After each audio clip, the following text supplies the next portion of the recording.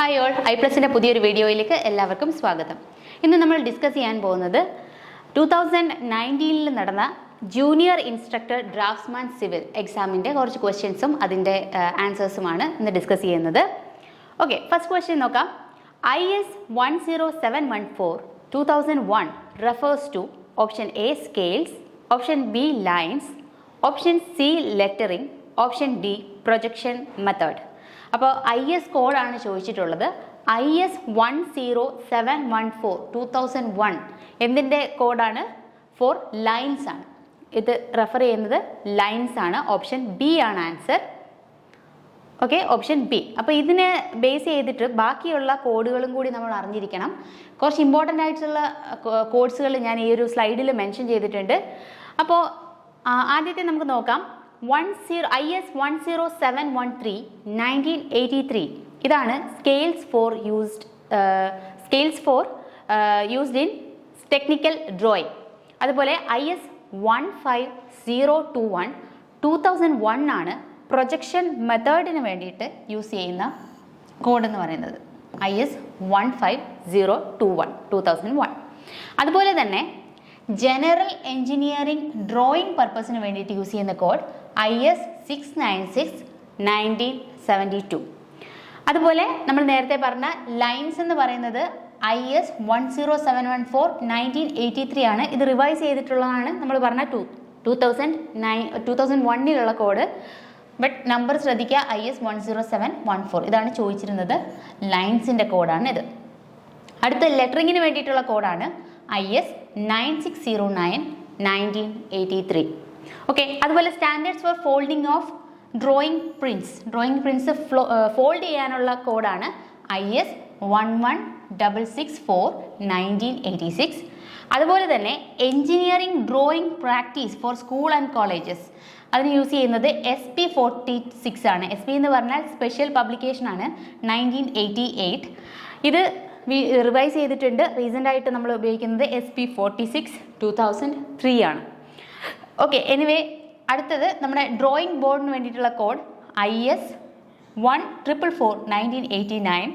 അതുപോലെ തന്നെ ഡ്രോയിങ് ഷീറ്റിന് വേണ്ടിയിട്ടുള്ള കോഡാണ് IS 10711 2001. അപ്പോൾ ഇത്രയും കോഡ്സ് ഒരു പേപ്പറിൽ എഴുതിയിട്ടിട്ട് റിവൈസ് ചെയ്യുക. ഇത്രയും കോഡ്സ് ഇമ്പോർട്ടൻ്റ് ആണ്. അപ്പോൾ നമ്മളോട് ചോദിച്ചതാണ് ലൈൻസിൻ്റെയാണ് ചോദിച്ചിട്ടുള്ളത്. ഏതാണ്? IS 1071 2009. അത് ലൈൻസിൻ്റെ കോഡാണ്. ഓക്കെ, അടുത്ത ക്വസ്റ്റ്യൻ നോക്കാം. ഓക്കെ, അടുത്ത question. A2 size sheet has the dimension. A2 size ഷീറ്റിൻ്റെ ഡയമെൻഷനാണ് ചോദിച്ചിട്ടുള്ളത്. ഇത് എപ്പോഴും ചോദിക്കാറുള്ളൊരു ക്വസ്റ്റ്യൻ ആണ്. അപ്പോൾ നമ്മൾ ആദ്യമേ അറിഞ്ഞിരിക്കേണ്ടത് A0 സൈസിൻ്റെ മാത്രം അറിഞ്ഞിരുന്നാൽ നമുക്ക് ബാക്കിയുള്ളത് എഴുതാൻ പറ്റും, അല്ലേ? A0 സൈസിൻ്റെ ഡയമെൻഷൻ എന്ന് പറയുന്നത് എത്രയാണ്?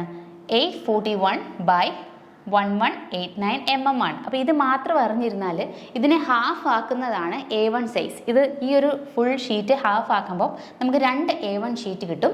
അപ്പോൾ വിഡ്ത്ത് എന്ന് പറയുന്നത് A0 സൈസിൻ്റെ സെയിം വിഡ്ത്ത് ആയിരിക്കും. ലെങ്ത് എന്ന് പറയുന്നത് ഹാഫ് ആവും. അപ്പോൾ ഈ ഒരു വിഡ്ത്ത് എന്ന് പറഞ്ഞാൽ എത്രയാണ്? 841 ആണ്, അല്ലേ? അതുപോലെ ഈ ഫുൾ ലെങ്ത് ആണ് എത്ര? 1189 mm. ഇതാണ് ഒരു A0 സൈസിൻ്റെ ഡയമെൻഷൻ എന്ന് പറയുന്നത്. ഇത് ഹാഫ് ആക്കുന്ന സമയത്ത് രണ്ട് A1 ഷീറ്റ് കിട്ടും. ഈ A1 ഷീറ്റിൻ്റെ സൈസ് എന്ന് പറഞ്ഞാൽ അതിൻ്റെ ലാർജർ ഡയമെൻഷൻ 841 തന്നെയായിരിക്കും. പക്ഷേ അതിൻ്റെ സ്മോളർ ഡയമെൻഷൻ എന്ന് പറയുന്നത് ഈ 1189 ഹാഫ് ആക്കുന്നതാണ്. ഹാഫ് ആക്കിയിട്ട് റൗണ്ട് ചെയ്ത് എഴുതുക. അപ്പോൾ അതാണ്. അപ്പോൾ എത്രയാണ് വരിക? 591 ആണ് വരിക. 594 ആണ്. ഇനി ഈ A1 ഷീറ്റ് തന്നെ ഹാഫ് ആക്കുമ്പോൾ നമുക്ക് 2 A2 ഷീറ്റ് കിട്ടും. ഓക്കെ, അപ്പോൾ ഇതിൻ്റെ എത്രയാണ്? നമ്മളിത് ഈസി ആയിട്ട് എഴുതാൻ വേണ്ടിയിട്ട് A0 സൈസ് മാത്രം ഓർത്തിരിക്കുക. 841/1189. ഇനി A1 ഷീറ്റിലേക്ക് വരുന്ന സമയത്ത് ഈ സ്മോളർ ഡയമെൻഷൻ അതേപോലെ ഇങ്ങോട്ടേക്ക് മാറ്റി എഴുതുക. ലാർജർ ഡയമെൻഷൻസിൻ്റെ ഹാഫ് എടുക്കുക. അതേപോലെ A2ലേക്ക് വരുമ്പോൾ ഈ സ്മോളർ ഡയമെൻഷൻ വീണ്ടും ഇങ്ങോട്ടേക്ക് എഴുതുക. ലാർജർ ഡയമെൻഷൻ്റെ ഹാഫ് എടുക്കുക. അപ്പോൾ ഇതേപോലെ നമുക്ക് സൈസ് എഴുതാനായിട്ട് പറ്റും. അതല്ലെന്നുണ്ടെങ്കിൽ തിരിച്ചു വരാം. A4 ഷീറ്റിൻ്റെ മാത്രം കാണാൻ പഠിക്കുക. അതിൽ നിന്ന് മറ്റുള്ള ഷീറ്റിന് നമുക്ക് എഴുതാൻ പറ്റും. നിങ്ങൾക്ക് എങ്ങനെയാണ് സ്യൂട്ടബിൾ അതേപോലെ ഓർത്തിരിക്കുക. അപ്പോൾ ഇവിടെ നമ്മളോട് ചോദിച്ചത് A2 ഷീറ്റാണ് അല്ലേ. അപ്പം A2 ഷീറ്റിൻ്റെ 420/594 ആണ് answer. Okay, 494 mm by 420 mm. Option C ആണ് ആൻസർ. അടുത്ത question, which one of the following is not a reduction scale? Reduction scale അല്ലാത്ത ഏതാണെന്നാണ് ചോദ്യം. അപ്പോൾ ഒരു സ്കെയിൽ റെഡ്യൂസ്ഡ് ആണോ എൻലാർജ്ഡ് ആണോ എന്നൊക്കെ കണ്ടുപിടിക്കാൻ വേണ്ടിയിട്ട് നമ്മൾ മെയിനായിട്ട് യൂസ് ചെയ്യുന്നത് എന്താണ്? റെപ്രസെൻറ്റേറ്റീവ് ഫ്രാക്ഷൻ, RF ആണ് അല്ലേ. RF ആണ് ഇതെന്ന് പറഞ്ഞാൽ നമ്മുടെ ഡ്രോയിങ്ങിലുള്ള distance in drawing divided by എന്താണ്? നമ്മുടെ ആക്ച്വൽ ഡിസ്റ്റൻസ് അല്ലെങ്കിൽ distance on ground. Actual distance ആണ് നമ്മുടെ റെപ്രസെൻറ്റേറ്റീവ് ഫ്രാക്ഷൻ ആണല്ലോ. ഈ RF എന്ന് പറയുന്നത് ലെസ് ദാൻ 1 ആവുകയാണെങ്കിൽ നമ്മുടെ സ്കെയിൽ എന്ന് പറഞ്ഞാൽ എന്താണ്? ഷ്രിങ്ക് ചെയ്തിരിക്കുകയാണ് അല്ലേ, അല്ലെങ്കിൽ റെഡ്യൂസ്ഡ് സ്കെയിലാണെന്നാണ് അർത്ഥം. റെഡ്യൂസ്ഡ് സ്കെയിലാണ്. അപ്പോൾ RF ലെസ് ദാൻ 1 ഉള്ളതെല്ലാം റെഡ്യൂസ്ഡ് സ്കെയിലാണ്. അപ്പോൾ ഈ ഓപ്ഷനിൽ നോക്കിയേ, option A 1:200, option B 5:6, option C 1:1, option D 3:250. ഈ A, B, C എല്ലാം റെഡ്യൂസ്ഡ് സ്കെയിൽസ് ആണ്. എന്നാൽ ഓപ്ഷൻ സി എന്ന് പറയുന്നത് 1:1, അതായത് നമ്മൾ ആക്ച്വലി ഗ്രൗണ്ടിൽ എത്രയായിരുന്നു ഡിസ്റ്റൻസ് ആ സെയിം ഡിസ്റ്റൻസ് തന്നെയാണ് നമ്മൾ പ്ലോട്ട് ചെയ്യാൻ വേണ്ടിയിട്ട് യൂസ് ചെയ്യുന്നത്, അല്ലെങ്കിൽ ഡ്രോയിങ്ങിൽ എടുക്കുന്ന ഡിസ്റ്റൻസ് ആ സെയിം തന്നെയാണ്.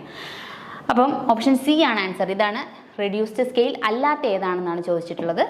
ഓക്കെ, അടുത്ത ക്വസ്റ്റ്യൻ നോക്കാം. The preferred line width for letter group of 7 mm. 7 mm letter ഗ്രൂപ്പിൻ്റെ പ്രിഫേർഡ് ലൈൻ വിഡ്ത്ത് എത്രയാണെന്നാണ് ചോദിച്ചിട്ടുള്ളത്. ഇത് കോഡിൽ പറയുന്നതാണ്. അപ്പം ഡിഫറെൻറ്റ് ഡയമെൻഷൻസിലുള്ള ലെറ്റേഴ്സ് ഉണ്ട്. ഇതിൽ 7 mm ലെറ്റർ ഗ്രൂപ്പിൻ്റെ പ്രിഫേർഡ് വിഡ്ത്ത് എന്ന് പറയുന്നത് എത്രയാണ്? 0.5 mm ആണ് ആൻസർ. 0.5 mm. ഓക്കെ, അടുത്തത് the simple S5 indicates. S5 indicate ചെയ്യുന്നത് നമ്മൾ ഡ്രോയിങ് ചെയ്യുന്ന സമയത്ത് S5 എന്ന് പറയുന്നത് ഇൻഡിക്കേറ്റ് ചെയ്യുന്നത് എന്തിനെയാണ്? സ്പെറിക്കൽ ഡയമീറ്ററിനെയാണ്. ഇൻഡിക്കേറ്റ് ചെയ്യുന്നത് S5 for spherical diameter. Okay, അടുത്ത question 6. A diagonal scale of RF 100 is constructed to measure maximum distance of 10 mm. The LC of this scale would be. Okay, ഇവിടെ പറഞ്ഞിട്ടുള്ളത് ഒരു diagonal scale of RF എന്ന് പറഞ്ഞാൽ എന്താണ്? Representative fraction തന്നിട്ടുള്ളത് എത്രയാണ്? 10 ആണ്. ഈ റെപ്രസെൻറ്റേറ്റീവ് ഫ്രാക്ഷൻ അല്ലെങ്കിൽ RF എന്ന് പറഞ്ഞാൽ എന്താണ്? This is the distance in drawing divided by actual or maximum distance ആണ് അല്ലേ. അല്ലെങ്കിൽ നമുക്ക് എങ്ങനെ എഴുതിയാം? നമുക്കിവിടെ ഡിസ്റ്റൻസ് ഇൻ ഡ്രോയിങ് എത്രയാണെന്ന് തന്നിട്ടില്ല. നമുക്ക് x എന്ന് എടുക്കുകയാണെങ്കിൽ നമ്മുടെ ആക്ച്വൽ അല്ലെങ്കിൽ മാക്സിമം ഡിസ്റ്റൻസ് തന്നിട്ടുണ്ട്. എത്രയാണ്? 10 mm ആണ്. അപ്പോൾ ഇതിൽ നിന്ന് 10 = x/10 mm എന്ന് വരും. നമുക്ക് ഡ്രോയിങ്ങിലുള്ള ഡിസ്റ്റൻസ് എത്രയാണെന്ന് കിട്ടും? അതായത് x = എത്രയാണെന്ന് കിട്ടും? 10 × 10 mm, അതായത് 100 mm എന്ന് നമുക്ക് കിട്ടും. അങ്ങനെയാണെങ്കിൽ LC എങ്ങനെ കണ്ടുപിടിക്കാം? LC = 1/x ആണ്.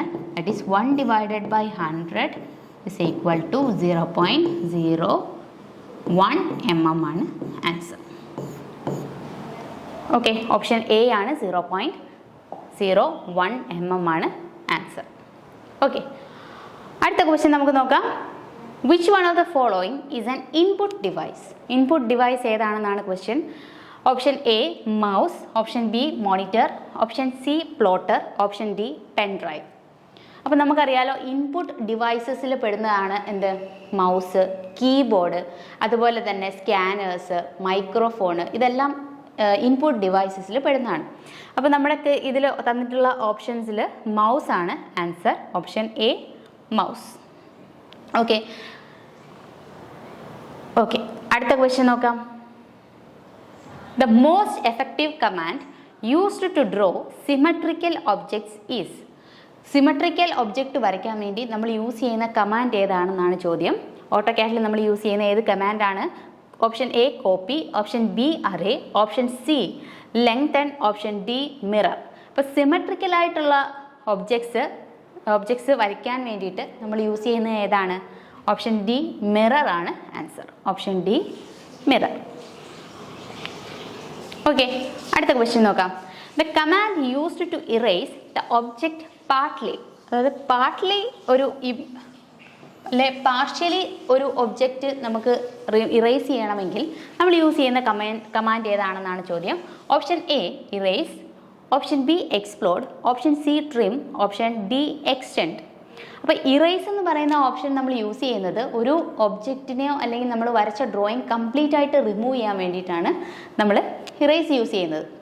അതുപോലെ തന്നെ എക്സ്പ്ലോഡ് എന്ന് പറയുന്ന ഓപ്ഷൻ നമ്മൾ യൂസ് ചെയ്യുന്നത് എവിടെയാണ്? നമ്മളിപ്പോൾ ഒരു 4 ലൈൻസ് എടുത്തിട്ട് ഒരു സ്ക്വയർ വരച്ചു, ഓക്കെ, അതല്ലെങ്കിൽ ഒരൊറ്റ ബ്ലോക്ക് ആയിട്ട് എടുത്തിട്ട് നമ്മളൊരു സ്ക്വയർ വരച്ചുവെങ്കിൽ ഈ സ്ക്വയറിനെ 4 ലൈൻസ് ആയിട്ട് നമുക്ക് എക്സ്പ്ലോഡ് കമാൻഡ് വെച്ചിട്ട് നമുക്ക് 4 ലൈൻസ് ആക്കിയെടുക്കാം.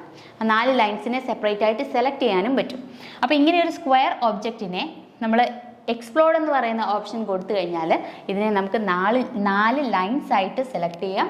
ഓക്കെ, അതുപോലെ തന്നെ എക്സ്പ്ലോഡ് ചെയ്ത് 4 ലൈൻസ് ആക്കി മാറ്റാനായിട്ട് പറ്റും. അതുപോലെ ഏതെങ്കിലും ഒരു പാർട്ട് മാത്രം നമുക്ക് ഇറേസ് ചെയ്ത് കളയണമെങ്കിൽ നമുക്ക് ഏത് കമാൻഡ് യൂസ് ചെയ്യാം? നമുക്ക് ട്രിം എന്ന് പറയുന്ന കമാൻഡ് യൂസ് ചെയ്യാം. അതുപോലെ നമുക്ക് ഒരു ലൈൻ എക്സ്റ്റെൻഡ് ചെയ്യണമെങ്കിൽ നമുക്ക് ഏത് കമാൻഡ് യൂസ് ചെയ്യാം? എക്സ്റ്റെൻഡ് എന്ന് പറയുന്ന കമാൻഡ് യൂസ് ചെയ്യാം. അതുപോലെ അപ്പോൾ ഇവിടെ ചോദിച്ചിട്ടുള്ളത് ഒബ്ജക്റ്റ് പാർട്ട്ലി നമുക്ക് ഇറേസ് ചെയ്യാൻ വേണ്ടിയിട്ട് നമുക്ക് എന്ത് യൂസ് ചെയ്യാം? ട്രിം ആണ് നമ്മൾ യൂസ് ചെയ്യുന്നത്. ഓപ്ഷൻ സി ട്രിം ആണ് ആൻസർ. ഓക്കെ, അടുത്ത question. Which one of the following is not a tool bar in AutoCAD? ഓട്ടോകാഡിൽ ടൂൾ ബാർ അല്ലാത്ത ഏതാണെന്നാണ് question. Option A drawing, option B properties, option C standard, option D edit. ഏതാണ് answer? Drawing, properties, standard, അതുപോലെ തന്നെ show, menu bar, ഇതെല്ലാം നമ്മുടെ tool ബാറിൽ വരുന്നതാണ്. അതേസമയം എഡിറ്റ് എന്ന് പറയുന്ന ഓപ്ഷനാണ് കറക്റ്റ്. എഡിറ്റ് നമ്മുടെ ടൂൾ ബാറിൽ വരുന്നതല്ല. നിങ്ങൾക്ക് അറിയാമായിരിക്കുമല്ലോ, എഡിറ്റ് മറ്റൊരു ഓപ്ഷനാണ്. ഓപ്ഷൻ ഡി ആണ് ആൻസർ, എഡിറ്റ്. ഓക്കെ, അപ്പോൾ നമ്മൾ ഇന്നത്തെ സെഷനിൽ 10 ക്വസ്റ്റ്യൻസ് ആണ് ഡിസ്കസ് ചെയ്തിട്ടുള്ളത്. ഓക്കെ, ഇത്രയും ക്വസ്റ്റ്യൻസ് മനസ്സിലായെന്ന് വിചാരിക്കുന്നു. Thank you so much.